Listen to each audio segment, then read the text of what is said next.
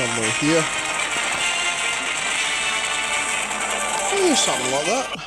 Welcome back to the Rubber Dinghy Report, the only report that keeps you afloat of the stories that matter to us. Yep, that's pretty much what it's about. Welcome, co-host Hawk, to the Rubber Dinghy Report. Hello, mate. You don't need to welcome me because I'm actually part of this thing. However, I will go and turn the aircon on. I already turned it on. Oh, I thought I turned it on. No, you didn't. You don't. Well, I hit the button and didn't decide to work. Yeah, it does that sometimes. That's my bad. It's because you got to point it at the thing. There you go. Now it's on. It's got to make a beep sound. User error. Yeah, pretty much. I should probably also drag this forward a little bit. There we go. Now it's not resting on the thing. Good stuff. But you need to also go back. There we go. Stellar, mate. And there it comes back towards us. Yep. Yeah, it's fine. And such is life. So yeah. Yeah. Welcome back. Speaking of, how is life, mate? Yeah. Well, I mean, it's been... Well, we missed last week's episode just with early futsal games and saving as much time as possible for editing. Yes. Now that I'm getting to the crunch time of book 3. Yes, the classic standard Sam thing of leaving all of his work until the very last moment. Just as every student has done their entire life. Yeah, except this is a job, not student stuff. But what is a job but not just paid studentship? No, because I'm not learning anything. So I'm learning how shit your writing is, mate. Fuck off, fucking it's got good. him. It's so good. It's actually elite. It's yep. No, my writing is stellar. So what was that? You said you had something for the podcast? Oh, well, I'll just start this off. So on the week that we missed, we've discussed this very briefly because we were both. You were a hip hop fan, and I am still a hip hop rap fan. J. Cole's new album dropped. Oh, okay, yeah. And it was very nice of him to give us a shout out. Oh, actually. Now, what time are we into the video? A minute. Okay, this is when we need to cut it out if we get copyright claimed. Okay. This is clapping does nothing, by the way. No, it's just so that you can see it. Oh, okay. When you're scrolling through. Yeah. Well, normally it's people look for the spike. War games, true. Facts. What is that word right here on the cover? Yep. That's fucking War Games, yeah, cunts. So, J. Cole confirmed God Sent Saga, Reader. Unequivocal. And that's also my favourite song on the album, so it was there you bloody go. Good, yeah. There you go. Well, I mean, hello, Mr. Jermaine Cole. Yes, thank you for tuning into the Rubber Dinghy Report. Yeah, and I hope you've been enjoying reading the book. Yep. And Part 3 is coming your way soon. It is indeed, so get keen for that, Mr. J. Cole. Yeah, Mr. Jermaine. Mr. Jermaine. Yeah. Jamal, Jermaine, Jamal, Thomas Jared, Cole. yes, Cole. Yeah, so in honour of that, I thought we'd do an episode today talking more about the book. Yep, yeah, more or less. I mean, we should probably just do that in general going forward. I think we discussed earlier our method of becoming authors from now on, which is just clip farming, essentially. We upload a video in vertical, and we just say things to the camera without cutting, and eventually it'll turn into good shorts. We are going to have one of the worst becoming author episodes. This is going to be consistent, mate. This is... At least to start with, you'll get your first worst. Yeah. Or we start a new series. Clip farming. Yeah. You've got access to a printer, don't you? Yes. What if we just printed some shitty clip art of like farm animals and stuff? We stuck them up on the wall behind us and we record. That could be an interesting way of going about it. That's a set, mate. Yeah, that's how professional we are. We should probably have an actually good set to go with it. No. Okay, yeah, fair enough. Who do you think we are? Fucking clowns. So that's so true. I just look at all the high effort content that is on the internet. Oh shit, we're in part, guys. Oh well, now we're in second. No, that's not second. What is 2? No, those are. I'm in learners. No, what is it? The low gears. What's it called? Fucking low range. So it's for extra pull at lower speeds. So and welcome back to the extra pull episode. Yeah. So what you've done there is you probably smashed the shit out of the gearbox because you've just gone like this, more or less. Yep. So. Good thing you're a mechanic, mate. Yeah, I'm covered in grimy marks everywhere. Yeah. But yeah, so we're going to do those clip farming episodes because those are going to help us get clips out for the novels. Yeah, I mean, this is just us talking. Yeah, more or less. But we should still get clips for We need some more book-related content as a peek behind the curtain. Yes. I also think not necessarily just about our books, but books in general, and authoring in general, and writing in general, and all that sort of thing. Fuck, we framed it real good today, haven't we? Yeah, it's fine. It's like I'm fully in shot, and you're like, your shoulder's missing. Oh, well, that's what it is. That's what it is. Deal with it. There you go. Oh, yeah, that's now even better. We'll keep going. Yeah, that's even better. But yeah, but you also said you had something else for the podcast, no? Yeah, I brought a little goodie along with me. What'd you bring? In my magical bag. Okay. Oh, let's play a theme song to let us open the magical bag. Yeah. What? No, don't do that. That's a bad idea. Why would you do that? All right, let's pick another random noise that we have here. Yeah.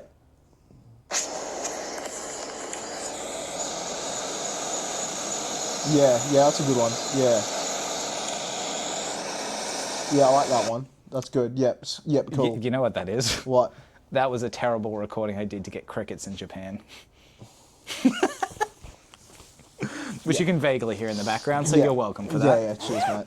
All right, what's this? All right, give me a drum roll. That'll do. Yeah. Oh my God, it's a book. We're on the book episode. Oxford Dictionary of Quotations. I found this on one of those like free library things. So where is "Are You a Child"? What? You know, like your famous quotation. Oh. Or, well, let's see if it's on the page. So, okay. What are some quotations? Wow. Okay, these are long. I haven't really looked at this, so I just brought this in as a little goof. You know. Nam homo proponit sed dus disponit. That's not English, man. Man proses, but God disposes. That doesn't tell me where it's from. Oh wait, Thomas A. Kempis. Okay. 1380 to 1471. Oh, that's an old quote. Oh, Is there any like BC ones? That'd be pretty epic. Give me books, fruit, French wine, and fine weather, and a little music out of doors, played by someone I do not know. To Fanny Keats, August 1819.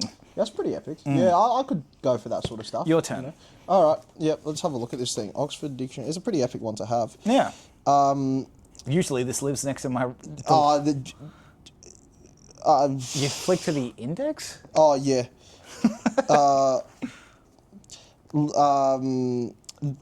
Though the mills of God grind slowly, yet they grind exceeding small. Though with patience he stands waiting, with exactness grinds he all.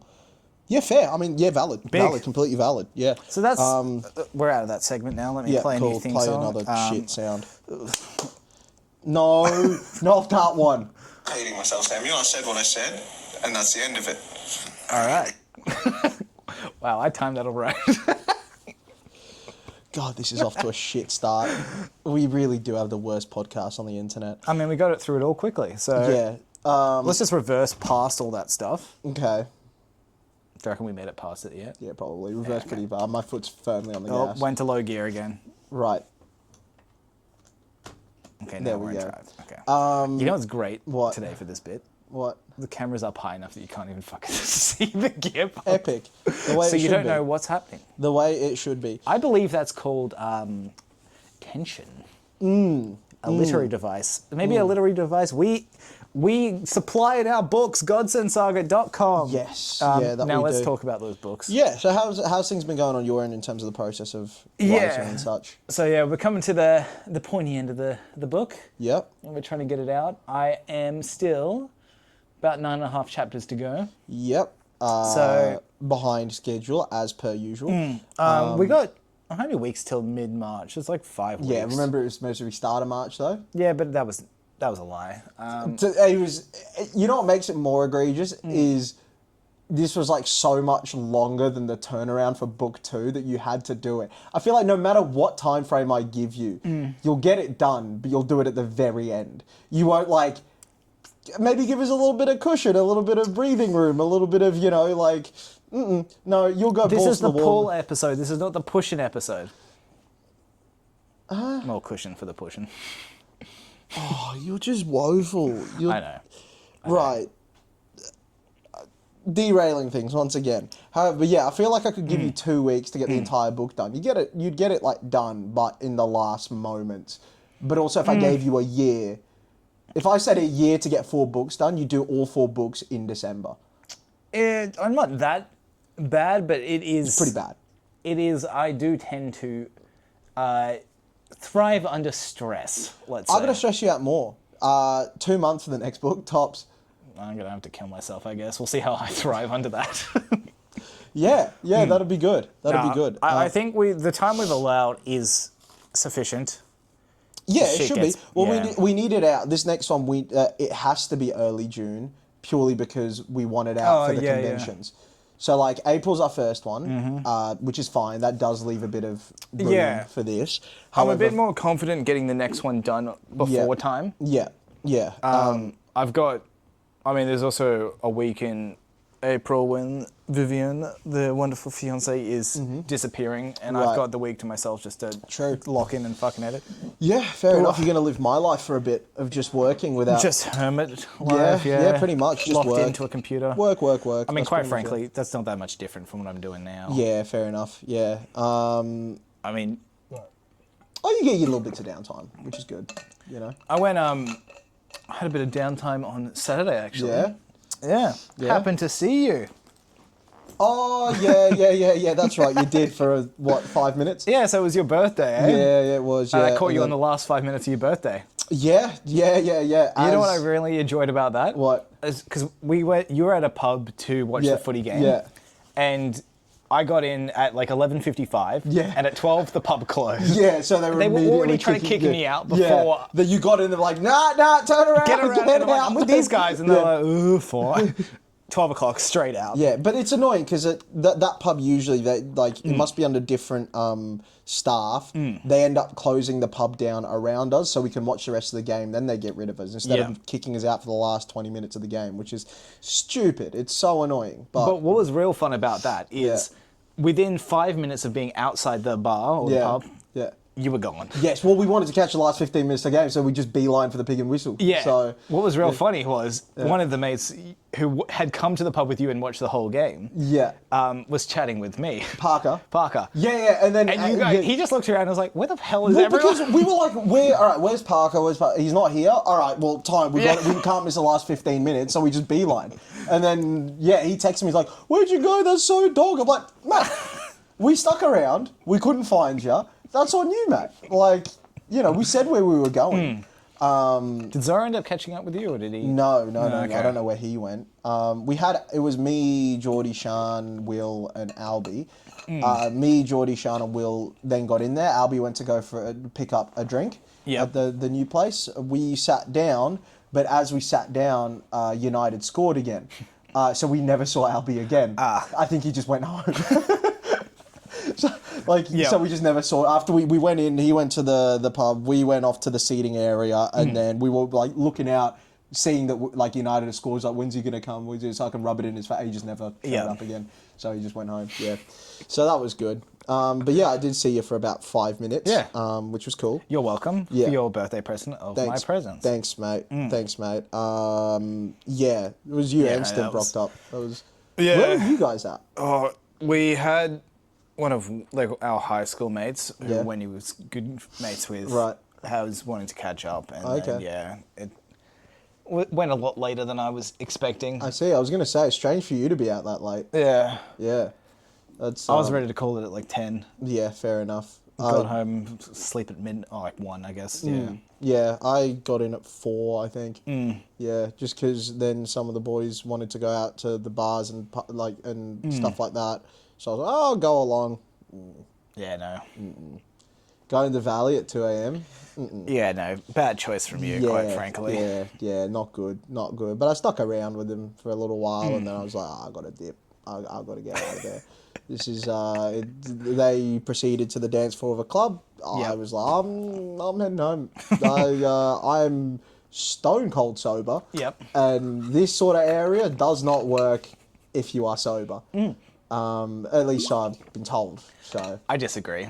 Yeah? I spent most of the days I was clubbing sober because I was not drinking. But did you enjoy it? Does anyone really enjoy clubbing? Well, that's the whole thing, is everyone who's drunk does, which is why I said it's not a good idea if you're sober.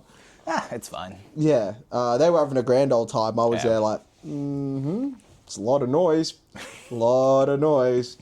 I could be writing right now. Yeah, no, we were at a bar and it was just playing the DJ was one of the worst DJs Really? I've heard. Yeah. Yeah, okay. It was classic, just shit valley music. Yeah, it was all shit. But yeah, then I was just there being like, I want to go back and write, but then it was too late to write, so I just went to bed. Yeah.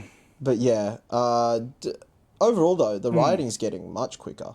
Which From is you? good. Yeah, on my side, which is good. I can, if I didn't have other work to tend to, I could easily punch out a chapter every day. Like genuinely, I reckon I could get a book done every 3 weeks. Sounds like I'll get you on the editing soon. Well, yeah, it might as well.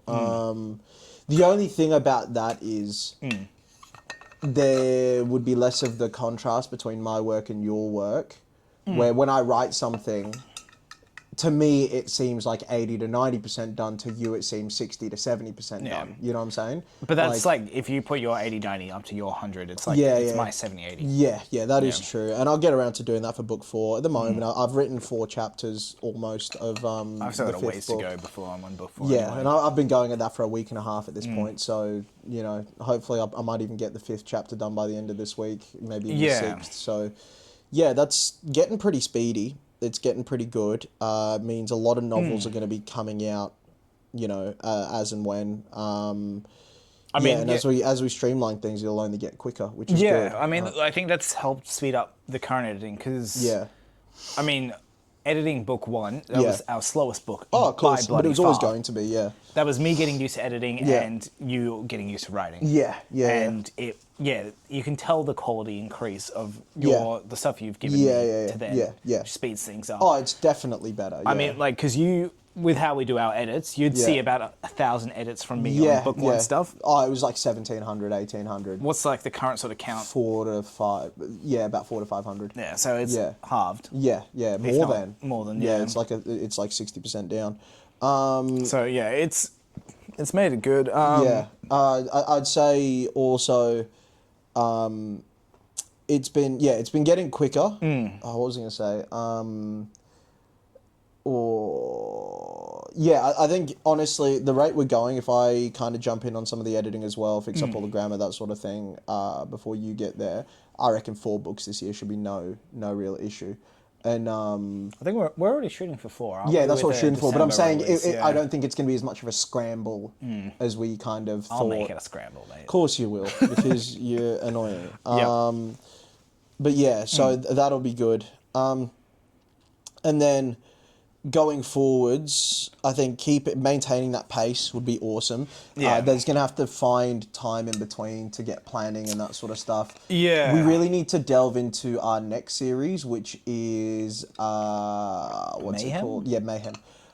Mayhem is going to be a little bit more of a Mad Maxy style of post-apocalyptic story. So if you go to our timeline, you've got the Age of War, which kind of kicks off around about our current period in time, like the 2020s.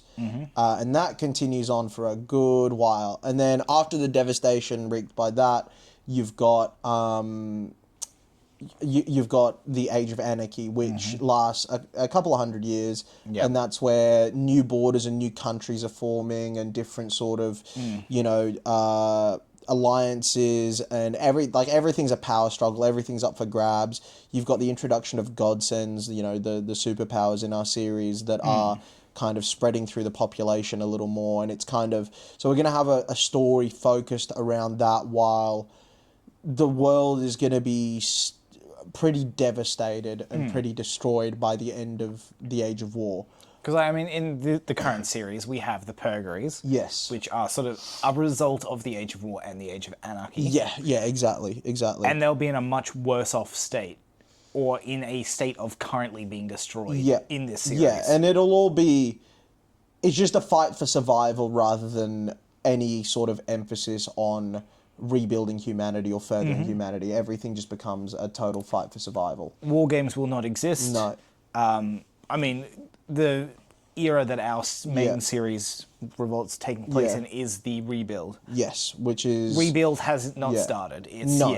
It's going to be very much just anarchy, really, as the Age of Anarchy suggests. And it's going to take place in Australia, we can tell you that much. And it's going to be a bit of a stray away from, obviously the sport style, epic saga stuff of Revolt, and a little bit more of a mix of... I suppose it starts as a bit of a retrieval style of story. There's a goal to get to, a lot of travel that takes place, and then mishaps along the way. And then after that, it branches out into a little bit more ganglandy stuff, and a little bit more kind of like the underworld power struggles of a devastated country. You know, like that's kind of how that story shapes up. Yeah. So it's going to be, a different one to what you could expect from Revolt so far. And honestly, a lot of that could very well change in our planning. It could. Yeah. It could change. I think the skeleton of it, I like because of the contrast that it has to Revolt. Yeah. Especially in the, again, more retrieval style / band of characters working towards a goal for differing reasons, as opposed to Revolt, which is very much a series of stories playing out in a grander story, I suppose. This one is very much following the journey of characters, instead of through growth, more through destination. Yeah, okay. Like that's what I feel like. There's a bit of a difference there. I might not be wording it quite right, but it's going to be a little bit more... I mean, it's a journey sort of thing. Exactly. It's more on the, like, obviously a very different setting, but it's more your like Tolkien. This is a fellowship going to do. Rather we're going to the mountain. Exactly. Yeah. Rather than say Harry Potter's, where it's a series of events over a number of books, where this is the timeline. This then happens, and then this then happens, and then and then these characters grow a little older, and then they're all kind of like new things pop up. Yeah. This is very much, at least the first half of Mayhem is going to be, these characters have got to get from A to B for differing reasons between them, and then all of the things that pop up along the way is how we explore the world and expand upon the world. So it's going to be a lot being revealed to you as the story goes on, as opposed to world building in the sort of more prose heavy sense, I suppose, And this is, like, the setting of it is... Like, I mean, Australia, it's here. Yeah. We're familiar with it to an extent, Yeah. obviously.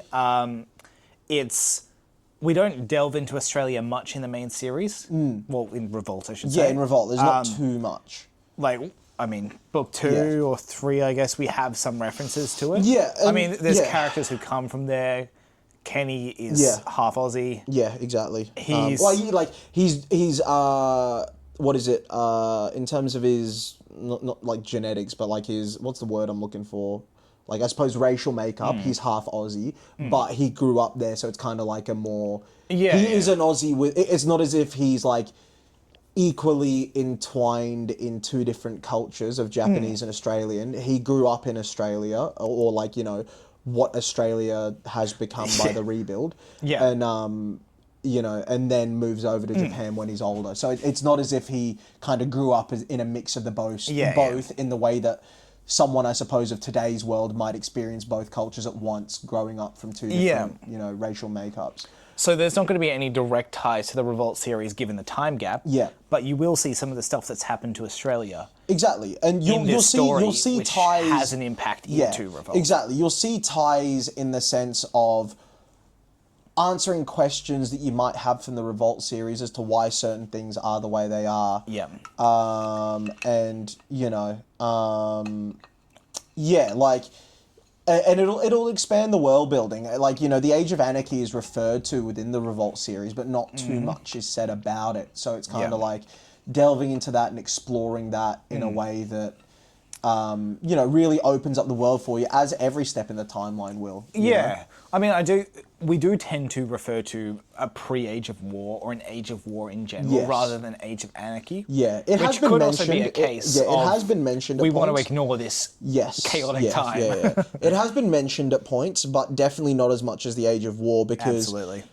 the Age of War was definitive. Like, it was defining, especially in... I mean, it's the turning point from our world into their sort of thing. Yeah, exactly. And I think especially the motivations of some characters revolves heavily around the fallout and also, the happenings of the Age of War. Whereas the Age of Anarchy was very much a free-for-all. And you will get certain things that get passed on from that, but... it's not as pivotal in the actions of revolt as, say, things from the Age of War would be. Yeah. Now, that series is going to be called Insurrection, which is going to be the one focused around the Age of War, and you're going to have to wait a little while for that. That's going to be a much later on, because it kind of becomes a sort of linking point. It kind of, we want to keep you guessing for a little while. I mean, the outcomes for some of that stuff will, I guess, to an extent, spoil some of the stuff that we've got coming up in the Revolt series going forward. The way you look at it as well is with what's happening in Revolt, explaining exactly the happenings or the actions taken in Insurrection, it would give more credence to good versus bad, good versus evil sort of thing, which I want people to keep guessing about as they're reading Revolt. I feel like writing out the story definitively as it happens, as opposed to through the characters' memories and learnings of that era, you kind of justify one group or two groups or whatever more than the others, in their philosophies and beliefs that revolve around the Age of War. Yeah, I mean, just from a thematic sense, it makes sense for us to not do it first. No, it makes sense to do it towards the end. Even though chronologically it may make sense. Yes, it makes sense to do it further towards the end because there's so much fallout from that, and so much of what happens dictates, or so much of what happens in Age of War in that series that's coming, Insurrection, dictates what's to come after. Yeah. So yeah, I think it's an important one, obviously, but it's one we leave until closer towards the end of the saga, many, many decades from now. Yeah. It's just the best way of tackling it, I believe. Yeah. But yeah, I think coming up, I mean, we've got a lot of Revolt to take care of. That's going to be 21 books, but Mayhem is going to start while we are also writing Revolt. Yeah, so we will start with our release schedule. I think it's going through after Arc 3. We're starting to... Well, I mean, we're already mixing in a Black Hand into the mix after Book 3. Yeah. But after the Arc 3 sort of time, we're going to start releasing series concurrently. Yes, I think one thing that's important to balance is I don't think it's worth going for more than 2 series running at any one time, because I don't want to be giving people less than 2 books from one series per year. Yeah, so our series the other series aren't quite as long as Revolt are. No, Some of them may be closer to the time. I think at a guess, there are some we haven't established. Like, I can quite confidently say Mayhem's going to be 6 books, just from what's outlined. Now, the story is still probably going to shift as details get worked out. Yeah. But I don't imagine it, because of the way it's split between the 2 trilogies, much like Revolt is split into trilogies, I don't see it lasting for longer than 6 books. Yeah. Just wouldn't make sense. But I can see other series getting up to perhaps 9. Yeah. I don't think we're touching 21 or anything of the like. We might get, I could see a series going towards maybe more 15 book style, but I don't think we're cracking 21. No, I think out of the ones we got, we've got all of our series listed and planned. I think the majority will end up being 3 to 6. Yeah. I can see Fallen being 9 because of the way that'd be split up. And then other ones, I see a lot of them being 3 to 6. Yeah. I honestly don't remember our names of things, but I could see some of the ones happening after Revolt being quite long as well. Those ones could be, because they still need to be ironed out. Yeah. And it depends, I suppose, how big of a story we want to tackle with those. Because there's a lot there we could tackle, so it could be up to 100%. Depending on how... I think, honestly, the interesting one would be the, I suppose, direct sequel series to Revolt, which is going to be called Apocalypse, as on our timeline. That one could end up being quite long, depending on how we tackle it, depending on how we want to, tackle the plot that we've got planned out for it, because it could end up getting quite long.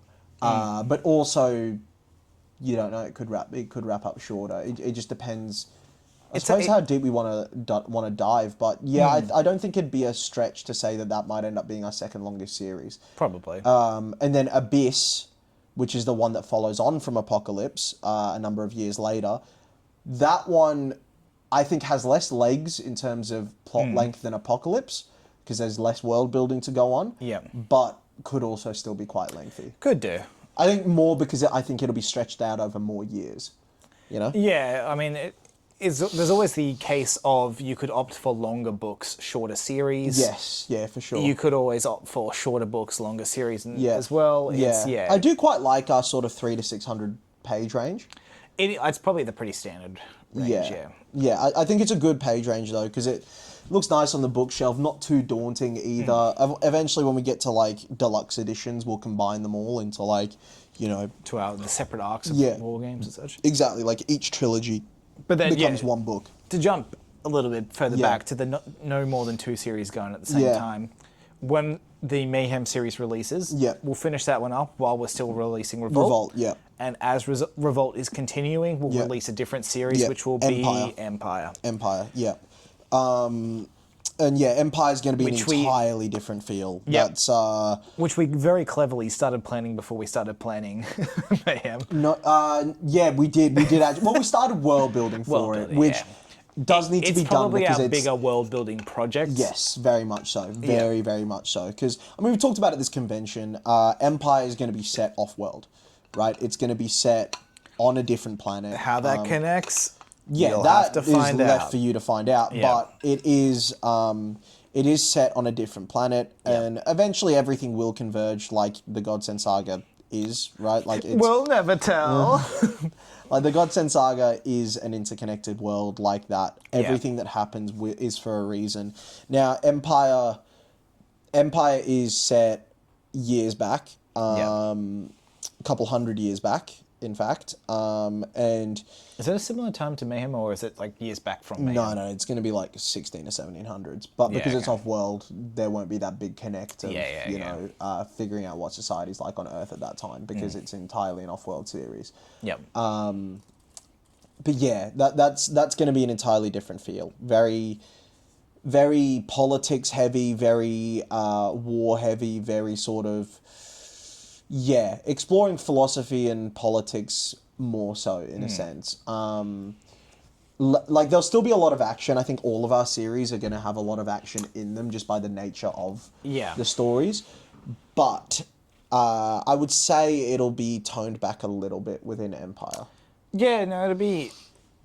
Well, I mean, it's not a sports-based one. No. Shocker. Yeah. Not everything's war games. No, of course not. War games is very much an opening point. It's a grabbing point for what the Godsend Saga is. Yeah. Like, realistically, War Games is only... Like, it'll pop up a couple different series. But predominantly Revolt. And, actually, I don't want to spoil what other series it'll pop up in. Yeah. I would imagine there'll be some prequel ones, that like some ones further back in the timeline. I mean, like, on top of all of these series we do plan one-shots. Yeah, exactly. There will definitely be some sport one-shots. 100%. There's going to be a bunch of War Games-related one-shots, and short stories especially. You've already seen one. Check it out now, godsendsaga.com. Yeah. One thing I am going to do, plugged. So just as admin for us. Yeah. So Andrew's wrapping up the book 3 cover sometime this week or next week. Sweet. That should be all taken care of. Now, I've decided to forego some of the Atlas pieces that we've paid for, but had planned for this book 3 release. I think we got a lot of world building out there. We can eventually go back and fill that in of what all the locations look like and that sort of thing, right? Instead, I'm going to put that money towards the book 4 cover, but also a little part of it, that short story cover that we did is nagging me. It's really, really nagging me. I need it to be changed to nighttime. It just didn't clock in the build-up. And I was like, it looks really good, sunset, but in the story itself, it's like, talks about how it's the early hours of the morning.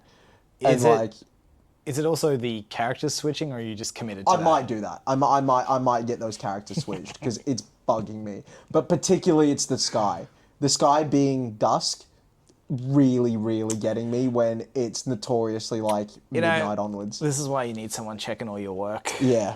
And that's, Yeah. why I have to step up so we don't have to pay for costly mistakes usually in the books, But the majority of the money will go towards Book 4's cover or Black Hand. Sweet. So I've been talking a little bit about Black Hand. I mean, we've hashed it out a little bit. It's a Western novel. Yes. It takes a novel I am still yet to read. Yeah. It takes place. And it's coming out in like 6 months. Yeah, it takes place in the last 5. I know. Yeah. It takes place 10 years prior to the first book of War Games. To the first book of Revolt War Games Part 1. Buy it now, godsandsaga.com. Yes, yeah, please do. So that's when this story is going to take place, and it's going to be very, very different to anything else that we got going on in the series. We do have an early tie-in to the series. Yeah. It will divulge pretty quickly. Yeah, it will. Into a full-blown Western with full-blown horror. Yeah, with a lot of horror in there. A lot of, I suppose, there's a fair bit of action in there. It's intense. Yeah. A lot of drugs.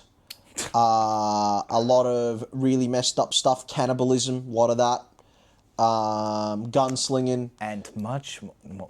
Yeah, and then you throw some godsends into the mix as well, you know, for a bit of thing. And it's a cool little backstory for one of the characters, but also some origins for some other characters that for now are just mentioned by name, but you'll start to see more of as you read more of Revolt. Yeah. You know? Should we talk about War Games Part 3 anyway? Like, as you're editing through, obviously you've delved into the story a lot more. What can, I suppose, they come to expect from it? Well, with my editing, the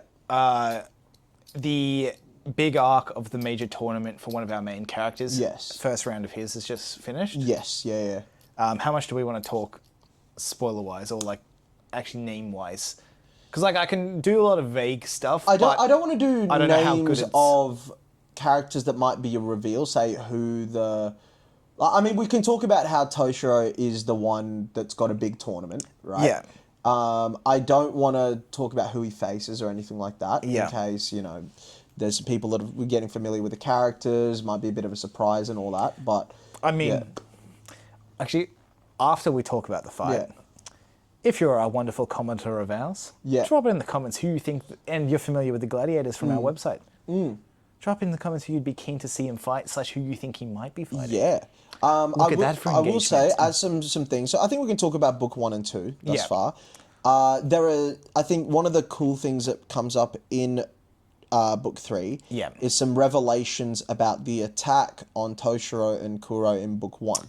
Right? Like, that's some cool stuff that comes up, some fallout from that. You know, there's Toshiro realizes some things that have happened from that. Now, there's also an entire third to the story that we just can't talk about because it would spoil too much. Yeah, I mean, to an extent. Yeah, it would because, I mean, so far people have enjoyed that part of book 2 or at least bought into that part of book 2. So that's been good. And then, you've got Eli kind of doing his own thing on a bit of a renegade run. Yeah, he's just had a fun meeting. Chapter 14. Yeah, so that's when that was. Yeah, so it's kind of the start of a real shift in Eli's character, I believe. You know, like his eyes are opened up to some things regarding the sport, and he kind of calls into question, I suppose, the legitimacy and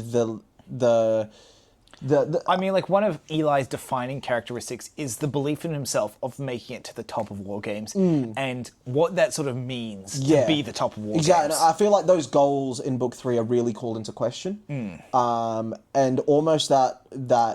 Like, in multiple ways as well. Yeah, 100%. What War Games represents, what...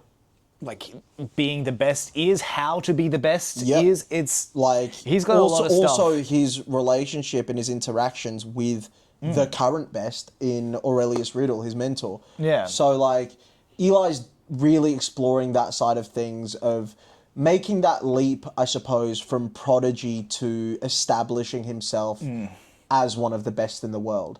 You know, like, he's up there in the rankings and he's constantly rising, but he's still trying to sort of make his stamp as no longer being the one that's rising up the ranks, but the one who belongs there, I guess, which is a really fun thing, and that only accelerates as we get into book 4 and 5. You're going to see like a real big shift in Eli's character. Now, he's not the most likable dude, don't worry. I know that. I wrote it in such a way. But there's a reason why he tends to be the people we've talked to's least favorite of the main 3 characters. Yeah, exactly. And it's justified because I don't want them all to feel the same. I don't want them all to be protagonists in that sense. To me, it's more Shiro that's like the classic protagonist. The classic protagonist, yeah. Though I do want people to warm to Eli as the series goes on in my writing. Like, not completely. Because every time you see him start to do some redeeming things by his character, you're going to also see him do some stuff that's like, God, you're an arrogant, cocky bastard. Yeah. You know, like, there's going to be a lot of that sort of stuff. And, but, like, some of the most popular sports people out there are... Of course. Sports people, fucking athletes. Come on, you know, like, you look at someone like I suppose a generic example, someone like a Conor McGregor, right? Or even a Floyd Mayweather Jr., or, you know... I suppose if we're looking at other sports, like a Cristiano Ronaldo.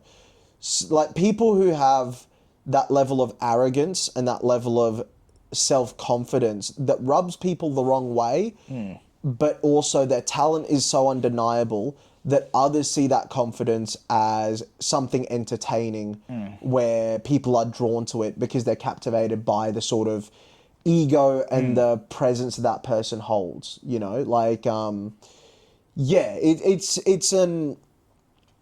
Eli really sort of finding the line between being the goody two-shoes protagonist that he's trying to portray himself to be, and walking the line of the more anti-hero sort of renegade with an edge that he can see more so in his new ace of Tower of Babel of Nazo Shoku, right?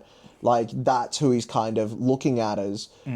he's different. Yeah. You know, like, he brings something else that I want to also dip into, you know, to help raise my stock. Yeah. And, you know... Maybe his vision of the top isn't what it used to be. Exactly. It's going to bring some people on side. It's going to repel others. It's a very sort of divisive force of what he becomes. But I think, and I think people are really going to feel mixed ways about him, where he's going to do some stuff where you're like, hell yeah, I'm on board. And he's going to do other stuff, and it's like, God, you're a prick. Yeah. Like, that's what Eli is. And whereas Shiro, I want people to be rooting for him. Because, you know, he's pushing onwards, he's rising through the ranks, he's got a lot of weight on his shoulders, and... he started way back from the starting line. Exactly. And he's clawing his way up, you know. You're going to see his relationship with other characters really blossom. You're going to see a lot of really fun stuff as he... kind of grows the friendship that he's been developing with the members of the Red Dragon Reserve team, you know.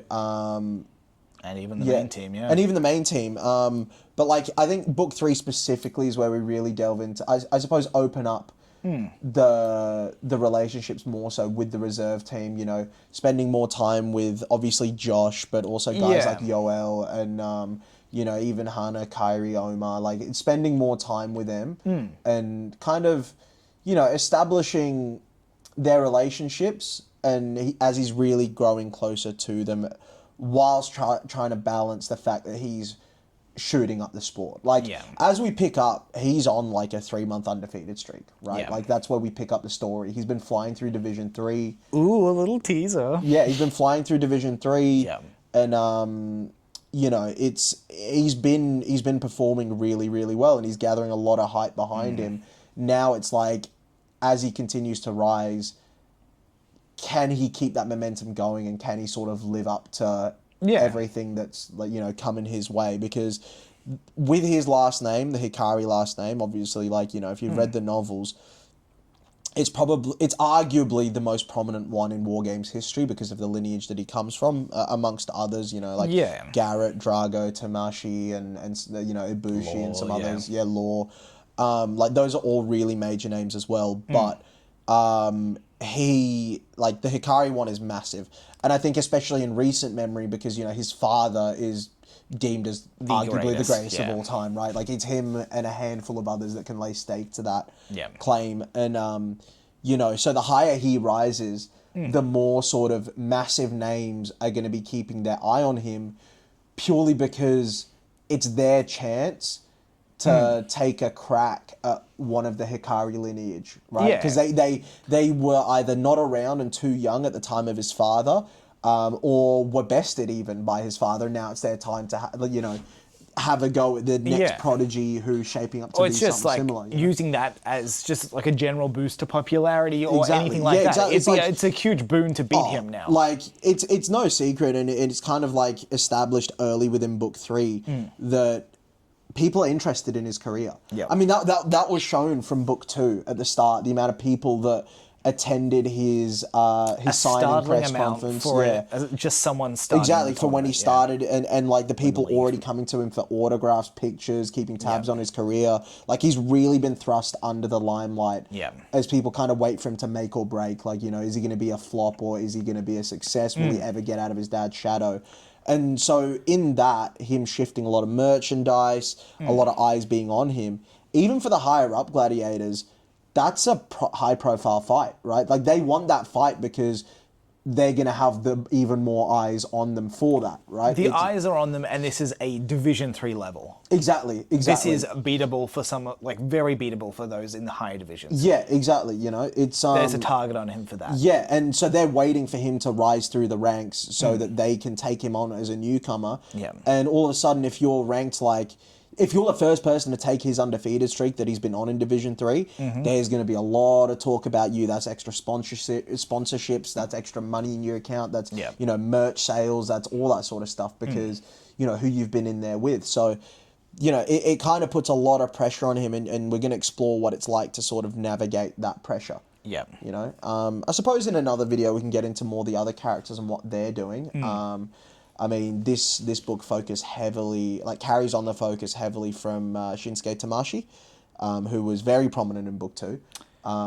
He's got some I'd say fun he's probably stuff going on. I'd suppose he's probably the 4th most important character of book 3. He gets the he would be the character outside of the main characters who gets the most perspectives. Yeah, I would say so. I'm going to say yes. At a guess, I would say so. There are others. As a confirmation, I will say yes. I just like, in recalling writing it, I think that was the case. No, it's definitely. There's quite a bit of him. Yeah, there is a lot of him, and that's going to be a very different story to what you can expect from the main ones. Absolutely, I mean, unlike the other 3, they are starting from the fucking bottom to an extent. I mean, Eli's got his foot in the door, but the other 2 aren't anything when they start. Yeah. Whereas Shinsuke is one of the big 3. He is. And he's starting from a very different point. It's more, honestly, it's the more exploration of a potential downfall and whether that can be navigated and sort of, reversed, I suppose, or whether, it's an interesting story. Even just like what being at the top of the sport does to a person. Yeah, he's pretty much. It's a real exploration of like what being a god amongst men, like what sort of an effect it can have on someone that at the end of the day is a man no different to any others that walk the street. Yeah, he isn't a god, and maybe can't hold it together as the... Exactly. Like, he's not like Aurelius Riddle, who is this sort of... what's the word? Like, this sort of banner just like paragon of virtue and goodness. But, like, this banner of perfection in everything that he does. Like, Aurelius Riddle is a character that, like, he very much idealizes the concept of being a Renaissance man, where, though he's the strongest fighter in the world, it's like, in his spare time, he's an artist, a poet, it's scholar, not enough for him, he wants to excel in every facet of his life, right? And it takes a special kind of someone to actually go down that path and remain steadfast and strong. Whereas, like, that level of fame and fortune and all that can really twist up there with him. Alistair End, very different, personality, but he handles that sort of pressure and stuff in a very different way. And I think the cracks that start to form with Shinsuke are very becoming of his, or like very sort of... I just say human. They're human, but I think they can be drawn back to his very traumatic upbringing and his sort of everything he's had to deal with. And it's not it's not traumatic in the sense of what you might see in other series and other novels where it's a case of, my parents were killed in Crime Alley, and then I was shot, and then like these people, everyone that I love died, and then I was left in a prison for 14 years and fed only like my cellmate's feces. Or I don't know. Like, it's not one of those ones. Yeah. It's a very real and very human, unfortunate backstory, and one that other people will be able to relate to. Either to the full extent or a lesser extent, right? It's seeing glimpses at the very least. Exactly, because the things that he's had to go through really will shape the way that he views the world. Yeah. And so all of a sudden giving someone like that this sort of it's applying pressure to a cracked porcelain vase. It looks beautiful from the outside, but as that pressure is applied, it's going to keep cracking. It's going to, it's... You put on tape, cover it up, it's going to still keep building that pressure. Exactly. And it's how he deals with that as, I suppose, the more human character amongst the big three gladiators, right? And I think that was, honestly, looking back on it, my favourite story to explore out of the main 5, 6 or so that we go down. But yeah... I mean, where I'm up to now is I'm writing the 5th book of Revolt. Second book. Yeah, it's Carrion Part 2. Part 2, yeah. Carrion Part 2 is what I'm writing, which is set for release in March of next year. So, get keen for that. Honestly, I can see myself... Is it? Or is it... Yeah. Do we have another one coming out December? We got Black Hand. Then book 4? Then, yeah, it will be. Oh, look at that, I'm writing December's book. Yeah. There we go, you're going to see that this year. True. Well, no, we'll see. You will. You're either going to see the book this year, at the end of this year, or you're never going to see Sam or again. I'm going to be in a car crash, and I know a mechanic who's arranged it. Your brake lights are so getting cut. Yeah, so that's gonna be that'll Just be the brake lights. That'll be coming out at the end of this year. Yeah. Wow. And yeah, that it's gonna be. It's God, things are already evolving so much. Yeah. To give you a spoiler that I didn't realize was happening so soon. Wait, as in you just didn't remember it was going to happen so soon? No, yeah, I just didn't obviously having gone through and done, and planned from book 1 to 21. In that period that I've talked about before, where I've gone chapter by chapter, really broken it down, my timelines, because I've written so much, can be a little skewed in terms of... it's obviously now written, so it's not as if I'm going to go through writing and be like, does this happen yet? No! Yeah, does this happen? I know when it happens, because it's written, but in my head, things I was like, I swear that was Arc 4 or Arc 3. Okay. But this book that I'm writing, a certain character's family comes into the picture. Gotcha. You know what I'm talking about? Yeah. I didn't think that was the end of, I didn't think that was the end of this book. Mm-hmm. I was convinced that was an Arc 3 thing, but it's not. It's just more that's explored more going into Arc 3, but I just fully didn't clock that was so soon. I was going through my planning, I was like, oh, right, I'm already up to that. You must be enjoying... did you already start writing that? No. I hadn't started writing any of that stuff. That's going to be a real fun chapter. It will be. You're going to need to get fucking good with that. Fucking drama on that one. Yeah, I should be sweet with that. I should you'll be okay. fine to do it. Just it'll be fun for you to write. Yeah. It's one of those pivotal ones where I'm excited. I'm looking forward to writing that chapter. Yeah. I mean, one thing I do have to it's funny because going through the chapters, often, because I don't like coming up with everything to do with a character at once because it can feel forced, especially things like names or whatever, I'll leave placeholders. So I actually don't have any names for the characters that are going to be coming into the picture. No, I hadn't set names for them. I just referred to them as this character's this and this character's that. Did you not have them in book 4? No. I thought... Are you getting confused with who I'm talking about? Homecoming, right? No. Is that not then? No, it's end of book 5 is when there's a very surprise appearance of a certain character's family coming into the mix. One that wasn't really established before, or at all. Is it not that going to be the theme song? No, that's later on. No. So early. No, not that dramatic of a family. Okay. Less dramatic, but less still. dramatic of family. Yeah. To give you a hint. Give me some more. So you know the Galactic Invitational, the tournament, the faction tournament. Yeah. You know how that takes place in a certain part of Japan. I don't. It was originally called something else based upon the town that it's set in. I cannot remember. Think about the countries that Japan now encompasses. There's plenty. Yeah. Think about, I suppose, one of the more strange ones. Let me pull up the map. It's been a while since I've had a look. This is concerning. Come on, you got to get this. GodsandSaga.com. Check it out now if you haven't already. Yeah. This is all a plug. Think about... All a plug. it's the place where the Galactica Invitational takes place. Oh, yeah. I think I know which one you're talking about. Yeah, think about a character... Army? Huh? Army? Yeah, that place, yeah. Think about a character that has a connection to that place. Oh, wait. Coming back? No, not coming back. It's a reveal. It's a reveal of that person's family members. I recall. Well done. Oh, that moment of that return is happening. Yes. Yeah. Oh, were you calling into question my ability to write that other one? You know, I was That's fucking outrageous. I've been planning that moment for like 5 years. I've got that word for word set in my head. No. Like that is one of the moments that I've been waiting for since I first started planning this series. That one is just like such an entrance moment. That's the end. It's going to be so fun to write. That's the end of Arc 3. No, okay. That's the end of Arc 3. I know that for a fact. Yeah. Mate, no. Do not call into question. That is already like word for word planned out in my head. That's never, I can't believe I forgot. Oh. That's what I was saying. Placeholder names. I don't have the name set for this reveal. We don't. No, exactly. Because I've just referred to them as this person's that.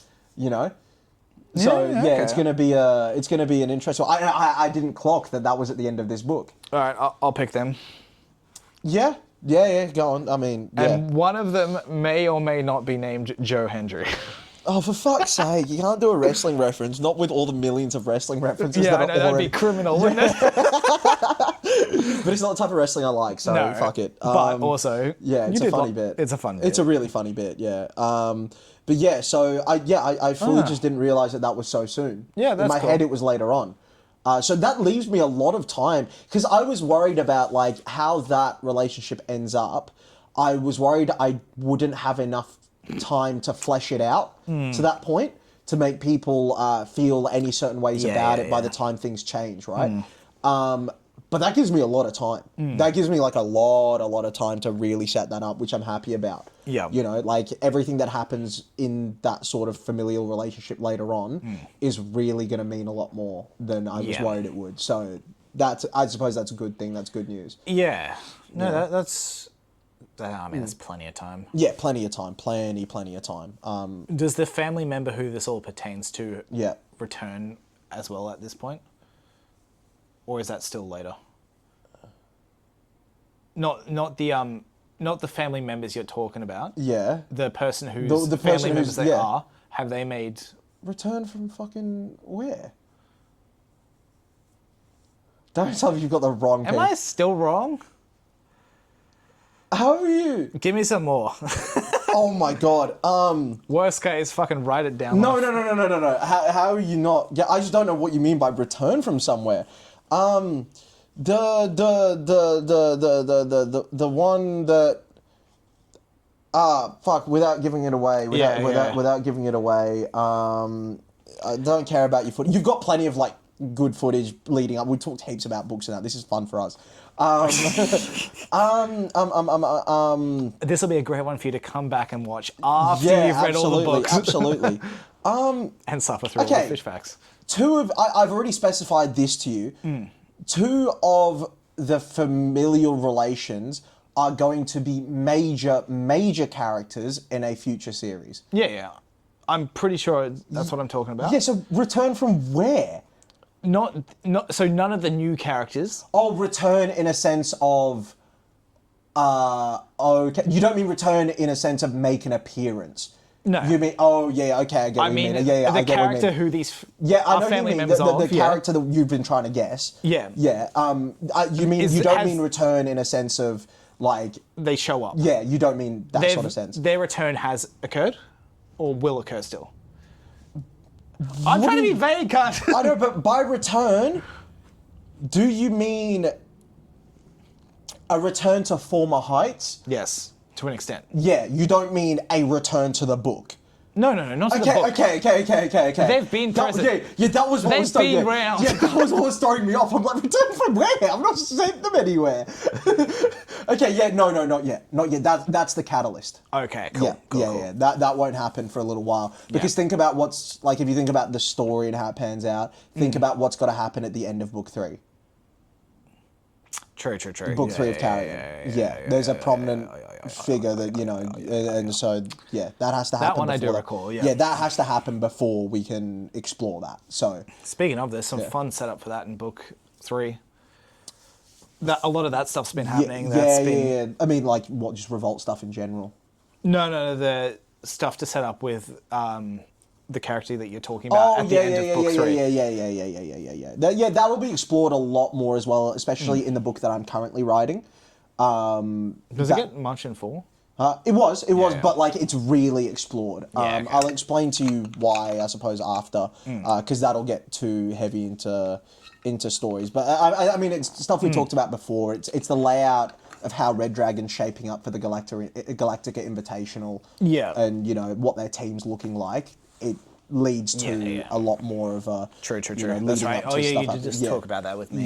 Yeah. So that's going to be really fun. The Galactic Invitational is going to be something interesting to tackle as I get to it. It's a tournament within War Games. I mean, that's not really a spoiler because it's part of the calendar, but it's faction-based combat. I also have found a name for the final. Well, technically it's not the final, it's another event. But like, you know, the capture the flag type thing. Yeah. Because in my notes it was just left capture the flag. But I decided to name it the Battleground. Okay. In terms of the way it references back to like, you know, it kind of is set up like a sort of skirmish, like a military skirmish type of deal. So that event is known as the Battleground. I mean, if you wanted to change it further or have it be a reference to something, we could set that up for shit in like Age of War stuff. It could be a direct reference to something in that. It could be, but I feel like, especially with War Games, a lot of that's trying to be forgotten. True. Or at least a lot of, I think that's the big revelation about talking about a series like Insurrection and the Age of War and not listing out exactly what happened is it leaves a lot of people guessing in terms of the readers. However, in terms of the characters, when, you know, the revolt, say, start coming around talking about the Age of War, a lot of the information that they bring up is not stuff that's readily available to the public or has been changed or misused to the public, right? Okay. So I think leaving references to the Age of War as they currently are, I think is better off. I did do a fun bit of world building. Okay. It was based off a mistake as well. Bloody classic. Yeah, good stuff. As I always say, you're only right once in a blue moon. Also, it was interesting. So I was talking about a character's perspective. Yep. A certain character that, let's say, has narcolepsy. You know what narcolepsy is, right? Yeah. Yeah. Think about that in a funny sort of way. Gotcha. Yeah. Yeah, no, that's a good one. I hope you know. I think I know. It's not a certain lazy character. It's... Oh, well, damn. Oh, for fuck's sake. Think about I thought you were making the joke about that. Think about it in a deeper sense of what narcolepsy means. Going to sleep unknowingly and unwillingly. Oh, okay, gotcha. And, you know, Okay, which one of the two? The first OG? one. The first one. So... a character with narcolepsy wakes up in a place that he isn't familiar with, right? Yeah. And I mean, I can just talk about it now because I don't really think it's a spoiler of any sort because it's world building. They wake up in Azteca, right? Which takes up a lot of South America, especially the northeastern side of South America, as can be seen on our map. At godsensaga.com. Thank you for knowing. I made an error when colouring the map. Right? You're not going to know this. It's not going to be something that stands out to you. I'm just going to pull it up for my own reference. Yeah. Yeah. No, it's not an error in what you think it is. It is... That? Yes. So I did it intentionally, but also by mistake. Okay. Now, I I thought, all right, so firstly going back to it, the way I've done it is, actually, it's something we'll have to talk about when it comes to editing. Yeah. But I've done an exposition dump of sorts on the country. Yeah. Now, it's not a super fast-paced chapter. It's not it's a little bit of a world-building one. And although Azteca is not sort of explored upon much in the series, but particularly in these books, I did like a couple paragraphs of the history of the country. But I know like that's something where you'll sometimes go, you don't need to, it's not super relevant. However, I really like the world building. I don't think it particularly fits anywhere else, right? Yeah. But also, it's kind of like, if not then where? I feel like sometimes you can just info dump world building. To an extent, it's the character, basically it's the character overlooking a capital city. It depends how it's done. I've just gone through and explained it, just the history of it. I started, the lead-in was why the buildings looked the way they did. Yeah. And then it talked about how the rebuild process was different in Azteca compared to other countries. Yeah. And then it led into why it's called Azteca, and then carried on from there, right? I think a reason I've been calling you out on the info dumping specifically in the ads is just sometimes it's in the middle of like conversations. No, exactly. And I do agree. Yeah. And this one isn't. It's an exploration chapter. That one sounds chapter. like it makes sense, yeah. Yeah, and it goes further in depth than you may say have wanted in terms of a pacing standpoint. But I think having read Sanderson and what you told me, sometimes it's okay to describe everything. I mean, I do say sometimes people take issue with Sanderson's over-describing, but I don't he's also necessarily. an incredibly successful author, so you know. Let me just keep an eye on the time. Yeah, no, I've got an alarm. We're set. still good. It's 7:50, not 7:30. No, I know that. Yeah, but so I've got an alarm set for 15:15. Yeah, that's fine. Yeah. So just to explain the potential issue a bit,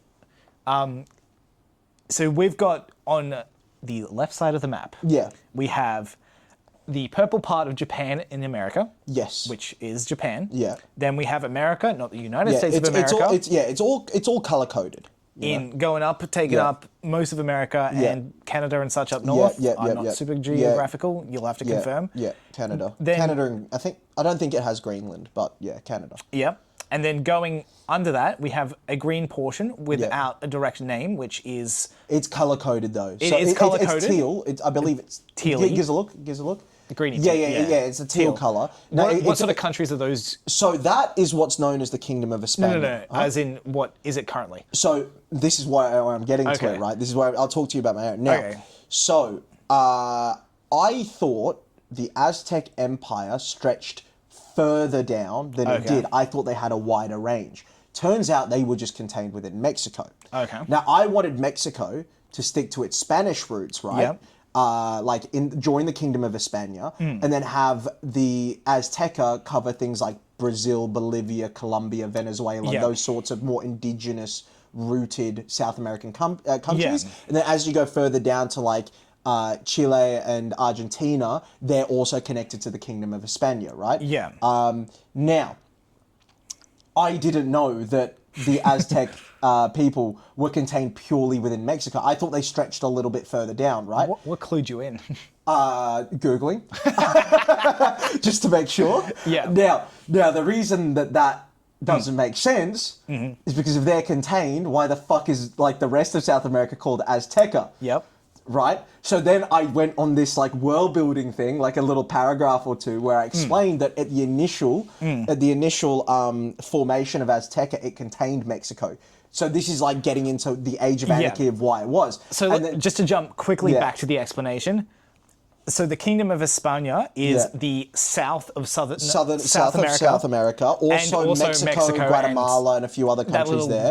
And then also across to Spain. Basically, the Spanish colonies as they sort of took over years back, right? And then Azteca is the northern part of South America. And the eastern part, And not including the little connection to the US. Sort of thing, exactly. Yeah, it's kind of an isolated area surrounded by the Kingdom of Hispania. So now, the way I done it is... Azteca had Mexico and that sort of Azteca, between America and... Mexico joined Azteca. And it was like, that was when it was formed, that was when it was named, and Mexico was kind of the helm. Now you had an uprising of those with Spanish heritage within Mexico, who wanted to join the Kingdom of Hispania because they saw it as a more like profitable and also like a more what's the word, like where something has more potential, like just better for them. Yeah, a better alliance to hold, right? Civil war within Mexico.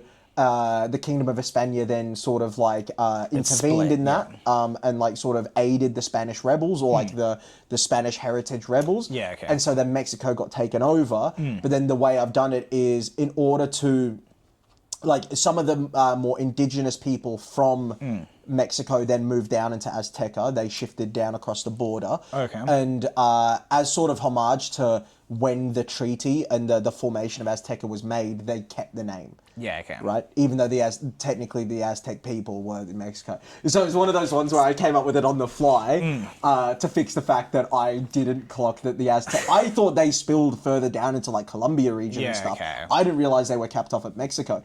So yeah, there you go. I'd say we've had a decent amount of plot building that has come from you just making mistakes and refusing to fix them and adapting but like a solution. that's a pretty epic story, no? And like a kind of Age of Anarchy fitting one. It really expands upon the Age of Anarchy and how these borders and treatises and sort of truces formed.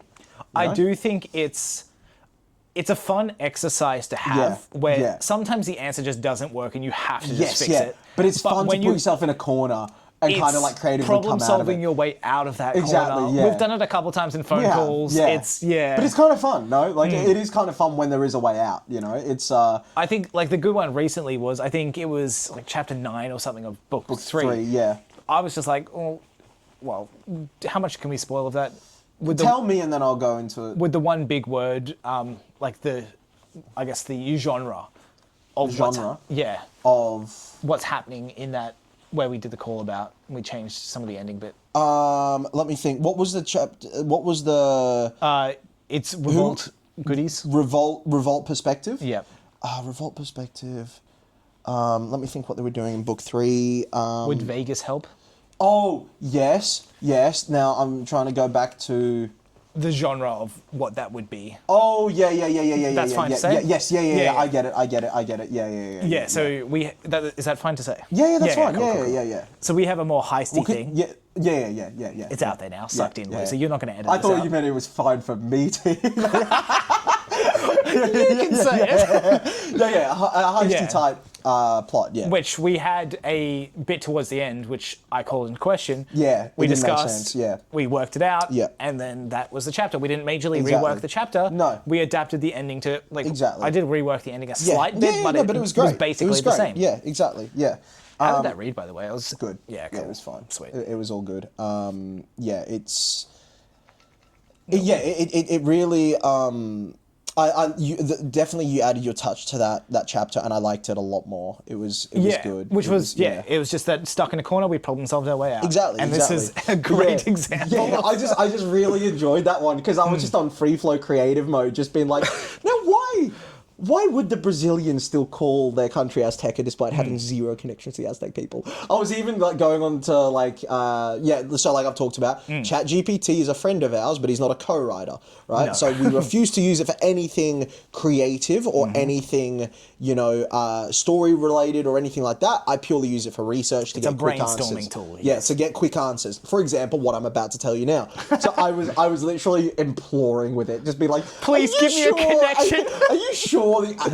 The indigenous people of the Southern Americas weren't just like grouply referred to as the Mayans or the Aztecs. Like, no, those are very specific people to this very specific area. I'm like, ChatGPT. Like, are you sure? ChatGPT, I have a gun to your head. Is it, please? So, are you sure? Like, did they not just all branch onto Aztec? Like, what were the original? I forget the names. It was 4 different tribes, which I've then worked into it. But Sweet, it was. I didn't really. Did you delve into much of this explanation into that chapter, or did you just keep it in the back of your mind? Sort of stuff. As in what? Like how the split happens. No, that was what I was saying. That was the world building that I did. Yeah. I just thought it was really fun and like. It's an extra bit to the world that you wouldn't have gotten written out anywhere else in the book. Probably not going to happen in another series. No, really. Exactly. Yeah. Like we're not really going to get into it. Like I suppose with one of our main characters and his first obstacle he tries to tackle, there's going to be ties to that region. But like, I feel like that stuff's going to be too fast paced to really settle into. We have a lot of this information just available on like the atlas and stuff when you click on a country. Yeah, exactly. But yeah. it's similar to like in a video game where you get the text files or the audio log of the lore. Yeah. Quite often that shit just gets skipped. Exactly. So having it in the book makes it less easily skipped, and it gives you at least a little bit of something. It's just a bit of extra world building, Skim read it if you have to. Yeah. But yeah. Do you know how it all came about as well?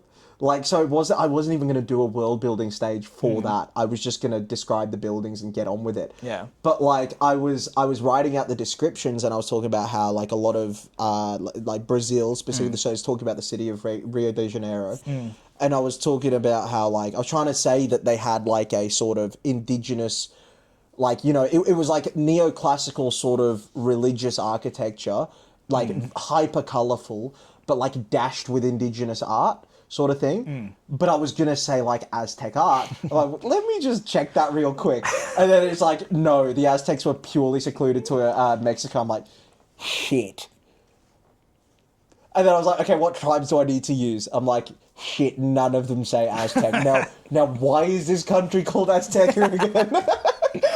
So that's how the entire world building like page happened. Yeah. Was because I was like just double checking, like just to describe what art was on the buildings. That was it. Yeah, which was pretty funny. So. The expedition dump, or just like describing things without like getting to the main point of the scene, has been something I guess to an extent I've been struggling with. Yeah. Because I would also love to just have all of this information. Yeah. I think if it's information, and I think if it's rich information, I think if it's interesting, fuck it. Fuck it. Like,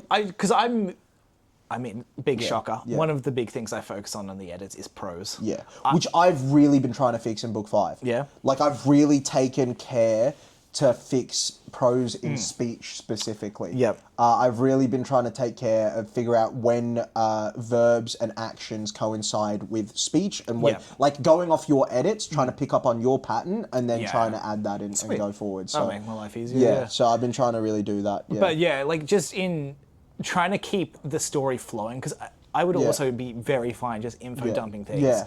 I read info dump stuff. It's trying not to get caught in the trap of being the info dump, like slotting it in. It's been something I've been trying to focus on. I think the key part of it is also the pacing of the current point in your story. Yeah. Now, book 5 gets off to quite a slow start. Yeah, okay. It's fine. I don't really care. It'll get super fast paced as we kick off with the Galactic International. You've dealt with slower shit readers, I'm sure. Huh? If people out there read books, you've probably dealt with slower shit. Yeah. It starts off... I think the prologue is pretty intense, but chapter 1, 2, and 3 is a lot of character relationships, world building, and just setting little pieces out on the chessboard. Yeah. That's all it really is. It's quite slow paced. You've got the revolt. Revolting. But like less in their sort of what's the word I'm looking for? Like not mission mode. It's sort of it's sort of. Intel regather, that sort of mode, like reconnaissance. Or more so just like, all right, now that this step of the plan has been done, let's regroup. Yeah. Let's sit back and let's like kind of find the right time, sort of thing, right? You're just getting a bit of R&R. Exactly. But it's like overseeing and then a little bits of dots of planning and that sort of thing, and then you've got like another character who I don't want to delve into too much, but they're sort of established a relationship with another character that's going to come into book 3 and at the end of book 3 and book 4, and it's kind of them have established their plan of what's going forward, and now just waiting for the right time to strike on certain things.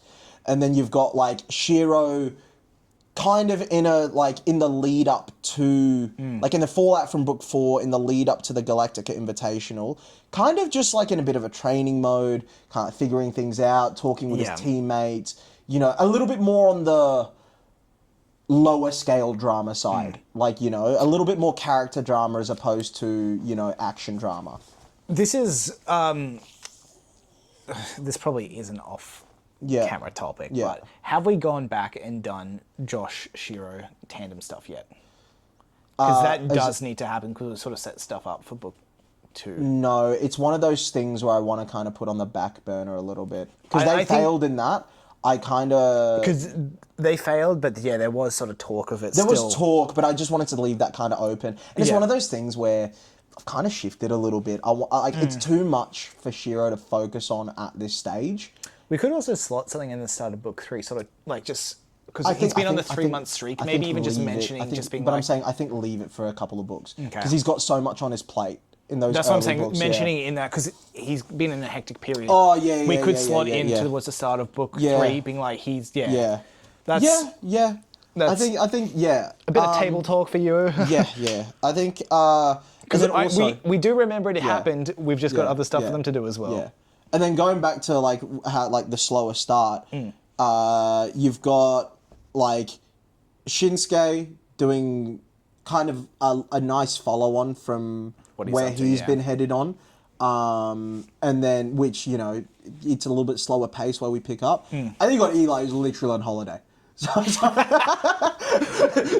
like he's You're just doing vibing. their beach arc. Yeah. Literally, he's just chilling on the beach, like, going on hikes, like hanging out in casino. Like he's just having a great time. Yeah, it's get keen for that. Yeah, so he's just vibing, you know. Yeah. But it's kind of like real, like it's kind of like giving a little, as we talked about in a previous episode of the podcast. Like I really love exploring relationships between characters, even in a non-philosophical way.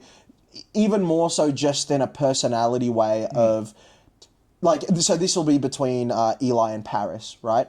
Even just exploring, like, the two of them have a hike planned for the afternoon. He's hiking with the city in France. Huh? Oh, for fuck's sake. They know his girlfriend's name is Paris, right? So, like, going into that... Gay Paris. So going into that, it's kind of like, okay, they have a hike planned in the afternoon.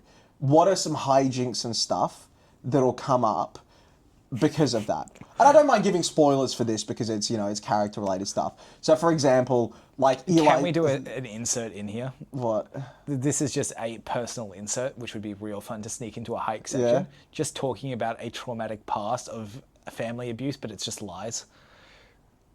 What? I can explain that one later, but is there a way to slot that in? Into that scene? Yeah. No, just because faking. It doesn't revolve around either of those characters. Okay, well, it's lying. That's the point. Yeah, I know, but it doesn't really... Shame. Oh, yeah, well. no, but like, for example, like, you know, Mm. Eli and Paris on the beach, I love the little interactions. I'm so fond of writing those. They're honestly even more favourable for me to write than the big moments of just the little things of Eli strewn out over a deck chair. Paris comes over to him, just like gives him a drink. He just casually asks, oh, what's the deal with the food? She's like, they're bringing it around in like 15 minutes. Apparently the octopus is caught further down the coast. Or it's little things like that. And the way they talk to each other that I just love writing because it's like me spending time with the characters. Yeah. Even though it's not necessarily intense or like story driven, it's just... And it's absolutely something I'll come in and be like, no. And I won't let you. No, I just won't let you. Because that's the stuff, especially as I get to know the characters more, I just really enjoy writing. No, you know, like, and then I'm not that like on the hike and stuff, it's like Eli sitting around on the sofa, just like, you ready yet? And then Paris comes out wearing like all white activewear and white sneakers, despite them going for a hike to a waterfall. And Eli knows, he's like, I'm going to have to piggyback you later, aren't I? She's kind of like, I'll never tell. Like, it's Ankle tap into the ground. No, but again, that's the different characters. Josh, abso-fucking-lutely. Kenta, 100%, right? Eli is just all right, and he'll do it, right? You know what I mean? And that's the fun stuff that I love exploring about more than just like bang, crash, kapow, like, oh, I want to be the greatest, and, you know, how can I get to my goal? Like, just... The two of them, a young couple on holiday, just the little hijinks, the little notes and stuff. Shit. And it's for a reason, right? Yeah. Because of some of the stuff that they see on holiday is very narrative driven, right? And the place that they're in is entirely pivotal to that part of the There's story, also right? plenty of bloody good reasons for gladiators to want to take a break from being killed in an arena. But in terms of the reason for the perspective lingering for them for like 2 or 3 perspectives in the earlier chapters, there is absolutely a reason because there's no other way. Or there's other ways, but it's the way you've chosen to tackle. There's no other like sort of casual way of getting that information across the reader that wouldn't be on your nose and like, see, that's just happened. Right, that's just happened. It's more just like having him observing in passing as he's like, you know, on a helicopter ride between the capital city and the coast. right? I'm a big fan of hiding Chekhov's gun. Yeah, exactly. Yeah. I'm fine for the gun to be there. It just has to be obscured. Yeah, like sometimes it doesn't have to be twirled around the finger loaded. You know what I'm saying? Oh, guys, look at my gun. This might be used later. Exactly. So, yeah, like I really enjoy it. I mean, even now, like I'm like, this is the most. Honestly, this is the most this slow start is the most I've enjoyed writing, maybe across our series. And like, for example, I just wrote a training scene with Red Dragon, right? Like just them just getting like a real big sweat on training. Now, again, for narrative purposes, I actually really like the training in book 3, I think it was. Yeah. Between Red Dragon again. Red Dragon. This is a reserve team. This is a reserve is this team getting the Katashi circuit? Yeah. Yeah, that was good. I enjoyed that. Yeah. There was a couple things I had to. That's fine. I expect that's. Occasionally there's the odd technical fight term or like sports term which I'll have to fix, but that's fine. It was more a couple of the dialogue bits. You made it sound nicer than it needed to be. Okay. You know what I mean? I'm like, no, this needs to be blunt and it needs to be to the point. But regardless, like I just wrote a Red Dragon training scene and it's like for a reason, right? Not just to set a scene. It's like at the end of that, you're aware of the reason why Red Dragon is setting up the way it is in the Galactic Invitational. Not just who's at the lead of the team, but the other stuff, right? Yeah. So that training session concludes with that reason, right? In a very sort of, and it ends in an intense way, right? Because of that. But yeah, writing that in. But the early stage of it, then just mixing it up, like, oh man, this was maybe my favorite thing I've written, which is Soren and Shiro are like sparring, right? Yeah. They're just trading blows. It's MMA sparring, so grappling and striking mixed in and all that sort of thing. And Shiro shoots for a takedown, takes Soren down. Soren tries to scramble away. Shiro has his leg and then tries to get up to his hips again. And then the timer goes, ding, ding, ding, like, round over. And as they're there, just like taking off head guards, taking off gloves, like Shiro's kind of messing around with Soren a bit, just being like, I almost got you, like, I'm gonna tap you, like, I'll get you. And then Soren kind of transitions to that into some like genuine like feedback of like, listen, like it's all well and good you wanted to get on my hips, but there was a point there where you had my leg. Shoot for a leg lock. Like there's very well you're strong. Like use your strength. You're stronger than I am. Don't let me wriggle free. Double down on a heel hook. So it's a little bit of technical talk, right? But it's just the way that then Soren gets up and ruffles Shiro's hair before walking past. And just kind of like that dynamic there of like someone on the main team really giving him sort of that brotherly advice and that sort of like, I'm way ahead of you in my career, but it's quite clear that we're getting level in terms of ability, but you're still like the baby boy of the team, right? Like, and I love that sort of stuff. I honestly was half expecting you to say, Soren started being all genuine, and you do unseen to Shiro, Kenta Jr. comes up behind him and like does like a table position, and sorry, that would be fun, and that's look, you're gonna get plenty of that sort of stuff. But again, it's about exploring the different things, and to me, that's gonna make people, even subconsciously, a little bit more drawn to Soren in one way or another. True, right? Like in that, that was the way he was with Shiro, and it's especially like even that scene of Soren in book 4, which I've talked to you about off scene, where. Shiro's like, I mean, we can talk about this book too. Shiro really starts feeling impacted by Kuro's death again, and how Soren deals with that. It's little things like that, you know what I'm saying? Whereas Soren is a bit of a quieter character. He's a little bit of a... If I didn't include these moments, all attention would be on Kenta. Like, all attention would be on Kenta between the two of them. He'd fade into the background a little more. And that's why it's important for me to include these sorts of moments. But I think that's a good place to end it, and let's go. Wait. Let me play us with a copyrighted